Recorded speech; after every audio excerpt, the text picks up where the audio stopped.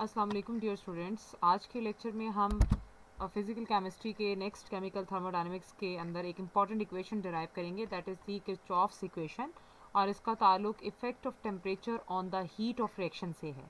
यानी हमारे पास टेम्परेचर का क्या इफ़ेक्ट होता है हीट ऑफ रिएक्शन पर, हम आज इसे डिस्कस करेंगे and that is important one.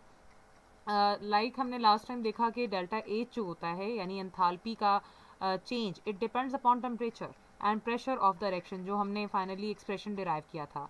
इसी तरह अगर आप इंटरनल एनर्जी की बात करें तो वो डेल्टा ई से रिप्रेजेंट की जाती है, और change in internal energy temperature और वॉल्यूम पर डिपेंड करती है किसी भी सिस्टम के। एक्चुअली हम रिलेशन डिराइव करेंगे जिसमें हम ये देखेंगे कि किस तरह से rate of change of enthalpy temperature की रिस्पेक्ट से आपके पास वेरी करता है, और किस तरह से इंटरनल एनर्जी का टेम्परेचर के साथ चेंज हम जो है देख सकते हैं। इसके लिए बेसिकली अगर जनरली बात की जाए तो एंथैल्पी चेंज किसी भी केमिकल रिएक्शन का is difference of enthalpy of reactants and products of a balance chemical reaction. यानी हम कह सकते हैं सिंपली कि आपके पास enthalpy change total enthalpy of reactant and product का डिफरेंस होती है, जिसे हम मैथमेटिकली इक्वेशन 1 में देख सकते हैं। Delta H is equal to summation H P minus delta E, minus के साथ समेशन एच आर, यानी रिएक्टेंट्स और प्रोडक्ट्स की जो हीट कंटेंट है उनका डिफरेंस और समेशन हमारे पास एंथैल्पी चेंज के इक्वल होता है, जिसे हम इक्वेशन 1 से रिप्रेजेंट कर रहे हैं। इसी तरह आप इस समेशन साइन को देख सकते हैं, ये इंडिकेट करता है sum of the heat of formation of respective species in the reactants and products of a balance chemical reaction. Let us differentiate this equation number 1 with respect to the temperature. So आप देख सकते हैं कि हमारे पास यहाँ पर किस तरह से काम होगा, और इसमें इक्वेशन 1 को जब हम डिफरेंशिएट करेंगे विद रिस्पेक्ट टू टेम्परेचर तो हमारे पास बनेगा curl delta H over delta T, क्योंकि आपने एक्सप्रेशन को विद रिस्पेक्ट टू टेम्परेचर और एट कांस्टेंट प्रेशर जो है डिफरेंशिएट करना है। तो हमारा एक्सप्रेशन कुछ यूँ बनेगा कि समेशन बाहर आ जाएगा, और समेशन के साथ साथ आपके पास जो डेल्टा कर्ल एच है वो पी के साथ ओवर कर्ल टी, और साथ हमारे पास माइनस हो जाएगा, समेशन बाहर आ जाएगा curl H R over curl T R. So पहला आपके प्रोडक्ट को इंडिकेट कर रहा है और दूसरा आपके रिएक्टेंट को इंडिकेट कर रहा है, और समेशन कांस्टेंट से बाहर आ जाएंगे। तो यहाँ पर अगर एक्सप्रेशन देखा जाए तो curl H over curl T at constant pressure जो है सीपी के इक्वल होता है। अगर इस चीज़ को आप यहाँ पुट करें इन दोनों एक्सप्रेशंस में तो आपके पास एक्सप्रेशन बनेगा curl delta H over delta T at constant pressure is equal to summation CP आ जाएगा इस जगह पर, और साथ प्रोडक्ट के लिए फिर माइनस समेशन सीपी रिएक्टेंट के लिए, और ये दोनों सीपी चेंज है तो डेल्टा सीपी से हम इसे रिप्रेजेंट कर सकते हैं, जो प्रोडक्ट और रिएक्टेंट का चेंज हमें देखने को मिल रहा है। सो इस एक्सप्रेशन में अब हम इस कंडीशन को पुट करेंगे तो हमारा एक्सप्रेशन बन जाएगा curl delta H over delta T curl T at constant pressure is equal to delta CP. This is equation number 2, या सिंपली हम कह सकते हैं कि rate of change of enthalpy with respect to temperature is equal to CP. So equation number जो 2 है वो हमें बताती है कि एंथैल्पी का जो चेंज है उसका रेट इक्वल है चेंज ऑफ सीपी के for the value of reaction. So अगर आपके पास सीपी में कोई चेंज नहीं आ रहा, इसका मतलब है कोई चेंज आपके डेल्टा एच में नहीं आएगा on the change of the temperature. ये इक्वेशन नंबर 2 आपके पास किरचॉफ्स इक्वेशन कहलाती है, and it is very important, it tells us about the rate of delta H change with respect to temperature. और अगर हमें पता है चेंज ऑफ डेल्टा एच का for a particular change of temperature, तो हम इंटीग्रेट कर सकते हैं इक्वेशन नंबर 2 को। सो उसके लिए हमें कुछ चेंजेस करने पड़ेंगे। लेट अस सपोज कि हमारे पास टेम्परेचर T1 पर एंथैल्पी चेंज डेल्टा H1 है और T2 पर एंथैल्पी चेंज डेल्टा H2 है। सो हम इंटीग्रेट करेंगे इक्वेशन को लिमिट्स के according of equation number 2। So आपके पास जब इंटीग्रेट करेंगे तो D delta H over D T आ जाएगा, that is equal to delta C P. This is equation number 2। So आप जब सेपरेट करते हैं वेरिएबल्स को तो डी डेल्टा एच इधर रहने दें, डी टी वहाँ जाकर मल्टीप्लाई हो जाएगा डेल्टा सी पी से। फिर जब इंटीग्रेशन की कंडीशंस लगाएंगे लिमिट्स के साथ तो आपके पास डेल्टा एच है, इसकी डेल्टा एच 1 और डेल्टा एच 2 की ये लोअर लिमिट है, ये अपर लिमिट है, ये इंटीग्रेशन का साइन होगा। इसी तरह आप C P delta C P क्योंकि कांस्टेंट है तो वो कांस्टेंट इंटीग्रेशन से बाहर रहता है, ये इंटीग्रेशन का साइन और डी टी। अब हम इंटीग्रेशन जब करेंगे, सपोज कि डेल्टा सी पी हमारे पास कांस्टेंट है तो हम कह सकते हैं कि टेम्परेचर का कोई इफेक्ट नहीं है इस पर। सो आप इसी तरह कंडीशन को जब फुलफिल करेंगे तो जब इंटीग्रेशन करते हैं तो डेल्टा एच की जो इंटीग्रेशन है वो डेल्टा एच रहेगी लिमिट्स के साथ, और डेल्टा डी टी की जो इंटीग्रेशन है वो टी बनती है। सो आपके पास ये डेल्टा एच में कन्वर्ट हो गया और ये डी टी आपके पास टी में कन्वर्ट हो गया, और इनकी जो लिमिट्स थी वो आपने delta H one H two lower upper साथ स्क्वायर ब्रैकेट्स के अब आपने अप्लाई करनी है, क्योंकि इंटीग्रेशन के बाद आप स्क्वायर ब्रैकेट्स में लिमिट्स को अप्लाई करते हैं। अब आपने लिमिट्स अप्लाई कर ली टेम्परेचर के लिए T1 और T2 और एंथैल्पी के लिए डेल्टा H1 और डेल्टा H2। सो आपके पास delta H2 minus delta H1 ये चेंज है जो हम यहाँ पर देख रहे हैं, और delta CP T2 minus T1 का चेंज है, ये इक्वेशन नंबर 3 बनेगी। और इस इक्वेशन को जब आप थोड़ा रीअरेंज करते हैं तो ये चेंज है डेल्टा एच का, तो आप ये चेंज के लिए डेल्टा लगा रहे हैं और ये डेल्टा एच का चेंज। सो इसी तरह डेल्टा CP के साथ ये चेंज इन टेम्परेचर है तो आपने डेल्टा T लिखना है। इक्वेशन नंबर 4 जो है हमें बताती है the change of enthalpy change depends upon the change of the CP and the change of the temperature. यानी एंथैल्पी चेंज का ताल्लुक दो चेंजेस से है, एक तो CP के चेंज से और दूसरा आपके पास टेम्परेचर के चेंज से। इसी तरह आप इंटरनल एनर्जी का एक्सप्रेशन भी डिराइव करें तो वो आपके पास एच की बजाय ई आ जाएगा, और summation EP minus summation ER आप डिफ्रेंशिएट करेंगे टेम्परेचर के साथ एट कांस्टेंट वॉल्यूम पर काम करेंगे, क्योंकि जो एंथैल्पी है एट कांस्टेंट प्रेशर पर होती है और जो इंटरनल एनर्जी है वो एट कांस्टेंट वॉल्यूम अप्लाई होती है। तो ऐसे ही एक्सप्रेशन रहेगा, बस बाहर वॉल्यूम आ जाएगा और इंटीग्रेशन में नीचे जब आप डिफ्रेंशिएट करेंगे तो नीचे टेम्परेचर आ जाएगा। एक्सप्रेशन में उसी तरह आप डिफरेंस लेंगे तो ये डेल्टा CP की बजाय CV पर डिपेंड करेगा। और जब इसी तरह का एक्सप्रेशन ऊपर वाला इक्वेशन 4 की फॉर्म में जब हम इसमें लिखेंगे तो हमारे पास यहाँ पे चेंज इन इंटरनल एनर्जी होगा जो डिपेंड करेगा दो बातों पर, एक तो CV पर और दूसरा चेंज इन टेम्परेचर पर। सो अगर देखा जाए तो इक्वेशन नंबर 3, 4, 5 ये तमाम किरचॉफ्स इक्वेशन है जो मेन इक्वेशन से डिराइव हो रही हैं। अब CP की वैल्यू पर आपके पास टेम्परेचर का कितना इफेक्ट है अब हम इसे देखेंगे। लेट्स सी कि हमने भी पहले CP और CV को देखा और हमने ये जाना कि CP और CV की वैल्यू जो होती हैं वो टेम्परेचर इंडिपेंडेंट होती हैं, यानी टेम्परेचर पर डिपेंड नहीं करती। लेकिन ऐसा नहीं होता है, these values also depend on the temperature. किस तरह टेम्परेचर इनको इफेक्ट करता है हम यहाँ पर जानेंगे। लास्टली हमने जब हीट कैपेसिटी के बारे में पढ़ा था तो वहाँ हमने एक्सप्रेशन देखा था कि CP जो है A plus BT plus CT का square up to so on पर डिपेंड करती है। This is equation number 6। So इस इक्वेशन नंबर 6 में जो A B C हैं ये तमाम कॉन्स्टेंट्स हैं किसी भी खास सब्सटेंस के लिए, और अगर हम इनके चाहते हैं कि हम CP की वैल्यू कैलकुलेट करें तो हमें कुछ चेंजेस करने पड़ेंगे A B C के साथ। सो जो कि कॉन्स्टेंट्स हैं यहाँ पर, तो हम चेंज लेकर आएंगे तो चेंज बनेगा delta CP delta A plus delta BT plus delta CT square plus up to so on equation number 7। So substitute करें इस डेल्टा CP की वैल्यू को आप equation number 2 which is Kirchhoff's equation, तो वो ये एक्सप्रेशन है जो अभी आपने प्रीवियसली देखा। इसमें आप डेल्टा CP की जगह पर ऊपर वाला इक्वेशन नंबर 7 पुट करेंगे तो ये एक्सप्रेशन आपके सामने आ जाएगा। That is equal to D delta H over DT is equal to delta A plus delta BT plus delta CT square plus up to so on. जब आप वेरिएबल्स को सेपरेट करते हैं तो DT वहाँ जाकर इस ब्रैकेट के साथ मल्टीप्लाई हो जाता है, जो एक्सप्रेशन आपके पास इस तरह से है। अब आप इंटीग्रेट करेंगे इक्वेशन को विद इन द लिमिट्स, तो H की जो लिमिट है वो डेल्टा H1 और H2 है और टेम्परेचर की लिमिट T1 और T2 है, और सारा एक्सप्रेशन साथ आ जाएगा। अब आपने इसे ओपन करना है और अप्लाई करना है, तो डेल्टा H1 इंटीग्रेशन के साइन के साथ और अपर लिमिट है delta H2 D delta H। तो अब यहाँ पर जो राइट हैंड साइड पर आपके जो कॉन्स्टेंट्स हैं वो आप बाहर ले आएंगे, डेल्टा A बाहर आ जाएगा तो DT एक दफ़ा आपके पास होगा, ये DT हर एक्सप्रेशन के साथ बारी बारी मल्टीप्लाई होगा और इंटीग्रेट भी होगा। सो पहले एक्सप्रेशन को जब हम इंटीग्रेट करने जाते हैं तो डेल्टा A बाहर आ जाता है और इस लिमिट के साथ DT रह जाता है। इसी तरह जब दूसरा लिखेंगे तो दूसरे में डेल्टा B बाहर आएगा तो T और DT साथ मल्टीप्लाई होगा।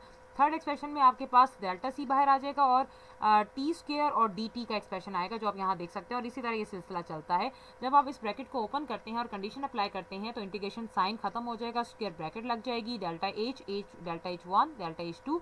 अब यहाँ पर कांस्टेंट तो बाहर है, जब आप ये इंटीग्रेशन की लिमिट्स पुट करते हैं तो ये स्क्वायर ब्रैकेट में ये DT की इंटीग्रेशन T बनती है, तो ये T1 T2 आ जाएगा प्लस डेल्टा B। अब DT की आपके पास इंटीग्रेशन जो पावर रूल हमने पहले भी स्टडी किया था उसके अकॉर्डिंग ये ओपन होगा, तो आपके पास T स्क्वायर ओवर 2 आ जाएगा और T2 ओवर T1। और इसी तरह डेल्टा C में ये E की बजाय ये C है, इसे आप करेक्ट करेंगे और ये T3 बनेगा यानी T3 ओवर 3। सो T1 और T2 इसकी लिमिट्स होंगी। अब आप लिमिट को जब पुट करते हैं तो ये बन जाएगा डेल्टा डेल्टा H और डेल्टा ए और टी के साथ T2 minus T1, delta B की साथ T2 के साथ एक दफ़ा T2 को पुट करें और एक दफ़ा T1 को, तो ये बनेगा T2 का स्क्वायर या माइनस T1 का स्क्वायर ओवर 2। इसी तरह प्लस डेल्टा सी T2 का क्यूब माइनस T1 का क्यूब, तो ये लिमिट सप्लाई हो जाएंगी 1/1 ओवर 3। सो ये अगर हमें डेल्टा ए बी सी तमाम वैल्यूज़ पता हैं तो हम आराम से डेल्टा एच वगैरह की कैलकुलेशंस कर सकते हैं। सैम्पल प्रॉब्लम नंबर 5.2 देखें तो इसमें enthalpy of the change of direction क्या है हमारे पास, कि आपके पास जो है 2a प्लस बी हमें 2c दे रहा है और minus 152.5 kilo calories at 300 kelvin. तो आपने heat of reaction at 400 kelvin मालूम करनी है। Mean molar heat value capacity of A B C at constant pressure between given temperature की रेंज आपके पास 5.51, 8.4 और 10.89 कैलोरी पर केल्विन पर मोल रिस्पेक्टिवली है। तो गिवन रिएक्शन जब आप देखते हैं तो रिएक्शन आप सबसे पहले लिखेंगे, इसका आपको 300 केल्विन पर आपको टेम्परेचर कंडीशन बता दी गई है कि डेल्टा H1 आपके पास माइनस 152.5 किलो कैलोरी है। इनिशियल टेम्परेचर आपका 300 केल्विन है, फाइनल टेम्परेचर आपका 400 केल्विन है और आपने कैलकुलेट करना है डेल्टा CP जो कि प्रोडक्ट और रिएक्टेंट की मोलर हीट कैपेसिटी के डिफरेंस पर डिपेंड करता है। तो delta CP is equal to 2, इस एक्सप्रेशन को लगाएं क्योंकि एक्सप्रेशन को आपने देखकर चलना है। तो आपका प्रोडक्ट 2C है तो आपने 2 लिखना है, molar heat capacity of C minus 2 molar heat capacity of A plus molar heat capacity of B। तो ये आपका एक्सप्रेशन आपने ओपन कर लिया इक्वेशन को देखकर। अब आप इस पर वैल्यूज़ पुट करेंगे तो डेल्टा CP के अंदर तमाम वैल्यूज़ पुट होने के बाद आपके पास आ रहा है 2.36 इंटू 10⁻³ किलो कैलोरी। अब आपके पास डेल्टा H1 भी मौजूद है, CP भी आ चुका है। आप रिलेशन को रिलेट करें जो आपने अभी पीछे निकाला था जब हम किरचॉफ्स इक्वेशन पर काम कर रहे थे। तो ये वो एक्सप्रेशन है जिसमें आपके पास ये एंथैल्पी का चेंज डेल्टा H2 कहलाएगा और इस तरह से आपके पास यहाँ पर डेल्टा CP और ये T2 माइनस 1 है, ये वहाँ डेल्टा H1 आपके पास दूसरी तरफ जाकर प्लस हो जाता है। तमाम वैल्यूज पुट करें तो आपको फाइनली एंथैल्पी मिल जाएगी। Isothermal expansion of a gas, iso कहते हैं सेम, थर्म मीन हीट। तो इसमें हम क्या करते हैं कि इसका मतलब है कि हम टेम्परेचर को कांस्टेंट रखने जा रहे हैं। आइसोथर्मल प्रोसेस एक ऐसा प्रोसेस होता है जिसमें टेम्परेचर को कांस्टेंट रखा जाता है और वर्क डन, अब हम जानते हैं कि जितना भी वर्क डन होगा वो एक्सपेंशन ऑफ गैस की वजह से होगा, दैट इज़ PdV। अब हम अगर change of volume of gas observe कर रहे हैं तो हम कहते हैं कि लेट सपोज पहला चेंज हमारा पास पहला जो केस था वो V1 था और चेंज होने के बाद वॉल्यूम हो गया V2।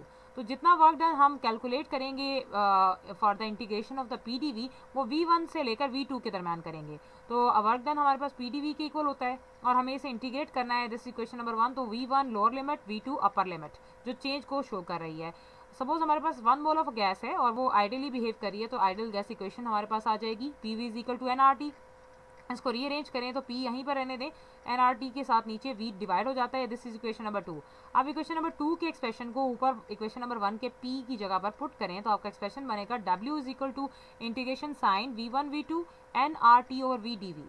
अब आइसोथर्मल प्रोसेस के लिए क्योंकि टेम्परेचर को कांस्टेंट रखा है हमने तो आपके पास nRT का जो ये एक्सप्रेशन है ये भी कांस्टेंट हो जाएगा और ये इंटीग्रेशन में नहीं जाएगा और इसे हम इंटीग्रेशन साइन से बाहर रखेंगे तो पीछे एक्सप्रेशन बनेगा dV ओवर V। nRT तो बाहर चला गया तो dV ओवर V का एक्सप्रेशन जब ओपन होता है तो ये नेचुरल लॉग V बनता है। यानी किसी भी चीज़ का अगर आप इंटीग्रेशन डिफरेंशिएट कर रहे होते हैं और इंटीग्रेट करते हैं यानी dx ओवर x तो ये natural log x, dy over y तो नेचुरल लॉग y। इस तरह ये dv ओवर v था तो ये नेचुरल लॉग v में कन्वर्ट हो गया और इसकी जो लिमिट्स थी आपने स्क्वायर ब्रैकेट्स के बाहर शो कर दी। अब आप लिमिट से पुट करते हैं तो 1/1 w is equal to nRT, natural log v में एक दफ़ा v2 पुट करेंगे, माइनस के साथ फिर v1 पुट करेंगे। तो आप ये माइनस वाला साइन आप डिनोमिनेटर में ले जाएं तो एक ही दफ़ा natural log v2 over v1 बन जाएगा। अब ये नेचुरल लॉग को कॉमन लॉग में कन्वर्ट करने के लिए आपको 2.303 लॉग का एक्सप्रेशन यहाँ पर पुट करना है तो एक्सप्रेशन नंबर 4 हमारे सामने आ जाता है। इससे हमें ये पता चलता है कि अगर हमारे पास दो वॉल्यूम्स हैं, इनिशियल वॉल्यूम, फाइनल वॉल्यूम, और आप किसी भी चेंज पर उसे स्टडी कर सकते हैं और वर्क डन निकाल सकते हैं। और इक्वेशन 4 हमें ये बताती है कि जितने नंबर ऑफ मोल्स आपके पास ज़्यादा होंगे उतना ही डिफरेंस आपको, और अगर डिफरेंस ज़्यादा है तो आपको ज़्यादा वर्क डन करना पड़ेगा आइसोथर्मल एक्सपेंशन करने के लिए। सैम्पल प्रॉब्लम 5.3 में आप देख सकते हैं 3 moles of the N2 gas is expanded isothermally from 15 decimetre cube to 30 decimetre cube at 25 degree centigrade. Calculate the maximum work done due to this expansion. Number of moles इसके 3 हैं, initial volume 15 है, final volume 30 है, are की value आपको understood होती है, पता होती है, टेम्परेचर 25 है तो 273 इसमें ऐड करके 298 केल्विन आप लिखेंगे। टेम्परेचर क्योंकि कांस्टेंट लिया गया है, आइसोथर्मल प्रोसेस है तो आपके पास आइसोथर्मल प्रोसेस में टेम्परेचर कांस्टेंट होता है तो रिलेशन हमने वही लिखना है जो अपने अभी ऊपर इक्वेशन 4 में निकाला, उसमें तमाम वैल्यूज पुट करेंगे तो आपको डायरेक्टली आंसर मिल जाएगा। Work done in terms of change of pressure, अगर आपके पास प्रेशर चेंज आ रहा है तो हम बॉयल्स लॉ लेंगे जिसमें टेम्परेचर को कांस्टेंट रखा जाता है नंबर ऑफ मोल्स को, और P1 V1 is equal to P2 V2, इसमें आप अरेंज करें तो V1 वहाँ जाके V2 के साथ डिवाइड हो जाएगा और P1 के नीचे P2 आ जाएगा। तो इस इक्वेशन को अगर हम सब्सटीट्यूट कर लें 5 इक्वेशन को 4 में जो हमने पीछे निकाली W वाली, तो उसमें V2 और V1 की जगह आपके पास P1 और P2 को पुट करें तो ये एक्सप्रेशन नंबर 6 बन जाता है। और दोनों इक्वेशंस को अगर आप रिलेट कर लें तो 4 और 6 को जो हमने डिराइव की थी तो दोनों आपके पास इक्वलेंट हैं, एक में वॉल्यूम का चेंज आप देख रहे हैं और एक में प्रेशर का चेंज आप देख रहे हैं। तो इस तरह से हम चेंज भी ऑब्जर्व कर सकते हैं with respect to pressure. Internal energy और एंथैल्पी आइसोथर्मल एक्सपेंशन में किस तरह से इफेक्ट करती है उसको हम देखते हैं। इंटरनल एनर्जी किसी भी आइडियल गैस की टेम्परेचर पर डिपेंड करती है, और जब टेम्परेचर कांस्टेंट हो जाएगा आइसोथर्मल प्रोसेस के अंदर तो किसी किस्म का इंटरनल एनर्जी का चेंज भी नहीं होगा। इस चीज़ को प्रूव करने के लिए आप मैथमेटिकली देखें तो डेल्टा ई अगर आपके पास जीरो है और एंथैल्पी का जो एक्सप्रेशन होता है वो delta H is equal to delta E plus P delta V होता है। तो आइडियल गैस इक्वेशन हमारे पास बनती है P V is equal to N R T, इसमें चेंज का एक्सप्रेशन लगाएंगे तो ये बनेगा P delta V is equal to delta N R delta T. तो ये एक्सप्रेशन आप जब ऊपर वाली इक्वेशन में पुट करेंगे तो पी डेल्टा वी आपके पास N R T delta T के इक्वल है, और सब्सटीट्यूट करने पर आपके पास ये वैल्यू बन जाएगी delta H is equal to delta E plus delta N R delta T. क्योंकि हमारा आइसोथर्मल प्रोसेस है और किसी किस्म का टेम्परेचर चेंज नहीं होना तो ये जीरो हो जाएगा ये फैक्टर, तो ये एक्सप्रेशन भी जीरो हो गया। तो हमारे पास एंथैल्पी इंटरनल एनर्जी के इक्वल हो जाती है for isothermal expansion. Adiabatic expansion अब हम देखेंगे आइडियल गैस के लिए। इन एडियाबैटिक प्रोसेस किसी किस्म का हीट ना तो सिस्टम में एंटर होता है ना लीव करता है। सो कोई भी हीट चेंज हमारे पास जीरो रहेगा, यहाँ पर कोई चेंज नहीं होगा। तो हम कह सकते हैं कि sigma Q is equal to zero, this that is equation 1। और हमने फर्स्ट लॉ ऑफ थर्मोडायनेमिक्स में ये एक्सप्रेशन देखा हुआ है D E is equal to sigma Q minus sigma W. तो ये एक्सप्रेशन यहाँ पर जीरो हो जाएगा तो डी ई आपके पास सिग्मा क्यू के इक्वल हो जाएगी। This is equation number 3। इसका मतलब है कि हम जितना भी वर्क कर रहे हैं at the expense of internal energy कर रहे हैं। सो और this work is due to the expansion of the gas. और ये करना क्यों पड़ रहा है, गैस एक्सपेंड करी और वो लॉस नहीं हो रही ना ही एंटर हो रही है। अब हम डी वी, क्योंकि हमारे पास very small change at constant pressure होता है तो हम इसको अप्लाई करते हैं तो सिग्मा डब्ल्यू आपके पास पी डी वी के इक्वल होता है जो वर्क डन है, दैट इज इक्वेशन 4। और जब हम इसे 3 में पुट करेंगे तो ये बनेगा D E is equal to minus P D V. अब according to the definition of C V जो आपने पढ़ा है पीछे, it is the rate of change of internal energy with respect to the temperature. तो सी वी का expression क्या बनता है, D E over D T. इसे अरेंज करें, वेरिएबल्स को सेपरेट करें तो डी ई यहीं पर रहेगा, सी वी के साथ डी टी जाकर मल्टीप्लाई होगा, दैट बिकम्स इक्वेशन 5। अब सी वी डी टी आपके पास डी के इक्वल है और डी ई के एक्सप्रेशन को आप माइनस पी डी वी के इक्वल ले चुके हैं ऊपर, तो यहाँ पर ये पुट कर लें तो डी ई की जगह पर आपने सी वी डी टी पुट कर दिया तो ये एक्सप्रेशन 6 बन गया। अब आइडियल गैस इक्वेशन हम यहाँ पर अप्लाई करेंगे, P V is equal to N R T for 1 mole, N खत्म हो जाता है, P is equal to R T over V आ जाएगा रीअरेंज करने पर। इक्वेशन 7 को अब आप 6 में पुट करेंगे तो C V D T is equal to minus R T over D V बन जाता है। यहाँ पर दो वेरिएबल्स हैं, एक तो टेम्परेचर वेरी कर रहा है और दूसरा वॉल्यूम। इनको सेपरेट करेंगे और रीअरेंज करेंगे तो सी वी डी टी के नीचे उधर से टेम्परेचर आ जाएगा, डिवाइड हो जाएगा और यहाँ पर माइनस आर रह जाएगा और डी वी के नीचे जाकर वी आ जाएगा। तो equation number 9 after rearrange form हमारे पास आ रही है, जिसमें वॉल्यूम का चेंज हम देखते हैं तो गैस का चेंज जब हो रहा है वॉल्यूम के रिस्पेक्ट से तो वो V1 से V2 में हो रहा है और टेम्परेचर चेंज है वो T1 से T2 में है। तो इक्वेशन नंबर 8 को आफ्टर कन्वर्टिंग इंटीग्रेट करके लिमिट्स के साथ हम कॉन्स्टेंट्स को पुट करेंगे और इंटीग्रेशन के में कॉन्स्टेंट्स को outside of the sign of the integration हम रखेंगे तो सी वी बाहर रहेगा, सिर्फ टेम्परेचर इंटीग्रेट होगा D T over D T, और दूसरी तरफ भी डी वी और वी इंटीग्रेट होगा। तो जब इंटीग्रेशन करेंगे तो D T over T natural log T के इक्वल आएगा और D V over V natural log V के इक्वल आएगा। तो ये एक्सप्रेशन पुट करें तो स्क्वायर ब्रैकेट्स आ जाएंगी और उनके साथ लिमिट्स को हम अप्लाई करेंगे तो एक्सप्रेशन हमारा सिंप्लीफाई हो जाता है। और लिमिट्स यहाँ पर लगाने के बाद C V is equal to natural log T two minus natural log T one is equal to minus R natural log V two minus natural log V one. तो जब हम नेचुरल लॉग का formula यहाँ पर rearrange करते हैं तो natural log T2 ऊपर रहेगा, T1 नीचे आ जाएगा, इसी तरह V2 ऊपर रहेगा, V1 नीचे आ जाएगा। इन्वर्ट करें राइट हैंड साइड को तो आपके पास माइनस साइन खत्म हो जाता है और V1 ऊपर और V2 नीचे आ जाता है। This is equation number 10 and this is for 1 mole of an ideal gas. अब आप R की value CP minus CV equation में पुट करें तो R CP माइनस CV के इक्वल होता है तो R की जगह पर CP माइनस CV आ जाएगा, इक्वेशन वैसे ही रहेगी सारी। अब इस इक्वेशन को आप CV से डिवाइड करें तो CV जाकर आपके पास यहाँ पर डिवाइड होगा तो ये कैंसिल हो जाएगा इस साइड पर और राइट हैंड साइड पर ये CP माइनस CV के साथ नीचे जाकर डिवाइड हो जाता है। इस एक्सप्रेशन को ज़रा आप सिंप्लीफाई करें तो ये बनेगा CP ओवर CV माइनस 1। तो CP ओवर CV रेशो होता है दो हीट कैपेसिटीज़ का, और इसे हम सिग्मा से रिप्रेजेंट करते हैं, या हम सिंपली इसे गैमा का टर्म देते हैं। जब गैमा यहाँ पे पुट करेंगे तो natural of T2 over T1 is equal to gamma -1 natural log V1 over V2 का एक्सप्रेशन बनेगा। रीअरेंज करें इस इक्वेशन को और आपके पास रूल ऑफ नेचुरल लॉग से, तो ये बनेगा नेचुरल, इस एक्सप्रेशन को आपने जब ओपन करना है तो आपने इस चीज़ को देख लेना है कि x natural log of y कैसे ओपन होता है। नेचुरल लॉग y और ये जो कॉफिशिएंट है इट बिकम द पावर, तो यहाँ पर ये कॉफिशिएंट है, ये इसकी पावर बन जाएगी, जो आप यहाँ देख सकते हैं natural log V1 over V2 gamma -1। सब हम इसका एंटी लॉग लेंगे तो T2 over T1 is equal to V1 over V2 gamma -1, इसको ओपन कर लें तो V1 gamma -1 over V2 gamma -1, this is equation number 11। Cross multiplication करेंगे तो T1 V1 gamma -1 is equal to T2 V2 gamma -1 आ जाएगा, ये उसके साथ मल्टीप्लाई और ये इसके साथ मल्टीप्लाई। तो जैसे कि बॉयज़ नाम में P1 V1 is equal to P2 V2 हमें रिफ्लेक्ट करता है कि PV is equal to constant, इसी तरह यहाँ पर T और V गैमा -1 भी कांस्टेंट के इक्वल है। तो इसका मतलब है जब टेम्परेचर V के साथ मल्टीप्लाई होता है कांस्टेंट प्रेशर पर, तो हमारे पास ये टर्म कांस्टेंट आ जाती है। सैम्पल प्रॉब्लम 5.4 में 1.5 moles of nitrogen at STP are compressed reversibly to a volume of 10 decimetre cube. Calculate the work done when the process is carried out adiabatically. Gamma is equal to CP over CV की values ने दे दी आपको 1.333। Initial volume आपके पास है जी 1.5, उसे molar volume में convert करने के लिए 22.4 से मल्टीप्लाई करेंगे तो 33.6 डेसीमीटर क्यूब आपके पास वॉल्यूम आ जाएगा। फाइनल वॉल्यूम आपको 10 डेसीमीटर क्यूब दिया गया है। गैमा आपको पहले ही बता दिया गया है, आर आपको अंडरस्टूड होता है। टेम्परेचर आपका पहला 273 है और न्यू टेम्परेचर आपने मालूम करना है। एक्सप्रेशन आप ये लगाएंगे और सारी वैल्यूज पुट करने के बाद 1.33 में माइनस करेंगे 1, तो ये बनेगा 0.33। तो ये वहाँ 10 वहाँ जाकर 333.6 से डिवाइड होगा और 273 मल्टीप्लाई होने के बाद 407.8 केल्विन का एक्सप्रेशन देता है, जिसे आप वर्क एडियाबेटिक रिवर्सिबल एक्सपेंशन में की इक्वेशन में पुट करेंगे और तमाम वैल्यूज पुट करने के बाद आपको एक वैल्यू मिल रही है, that is W is equal to -5094.2 joule. ये negative value of work indicate करिए कि work has been done from by the surrounding to the system, कि सराउंडिंग से सिस्टम में काम हुआ है। तो this is one thing about the isothermal processes and adiabatic processes regarding the changes. This is all about for today. Best of luck.